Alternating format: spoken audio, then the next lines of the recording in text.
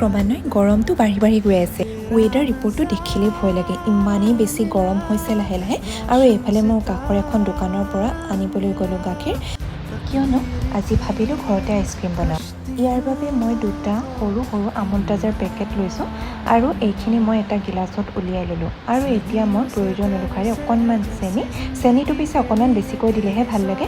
আৰু ইয়াত অকণমান ডালচেনি, লং আৰু ইলাচি মই মিক্স কৰি ইয়াতে দি দিছোঁ। আৰু এতিয়া এইখিনি ৰেডি হৈ গ'ল। আৰু এই সৰু সৰু কাপ কেইটামান মই দোকানৰ পৰাই লৈ আহিছিলোঁ আৰু এতিয়া ধুনীয়াকৈ ইয়াত এইখিনি মই উলিয়াই ল'লোঁ। এতিয়া এইখিনি মই 2-3 আৱাৰ্ছমানৰ কাৰণে মই ফ্ৰিজত ৰাখি দিম। প্ৰায় 3 ঘণ্টাৰ পিছত মই এইখিনি চাবলৈ আহিছোঁ আৰু ফাইনেলি এইখিনি হৈ গৈছে খাব পৰা। অতি সহজতে ঘৰতে বনোৱা আইচক্ৰীম। দোকানৰ ৰেডিমেড আইচক্ৰীমবিলাকৰ দৰে নহ'ব পাৰে, বাট অকণমানো ভেজাল নাই দেই। আৰু আজি আমি এনেকৈ একেলগে খাই বহুত ভাল লাগিলে। আজিলৈ ইমানেই, বাই।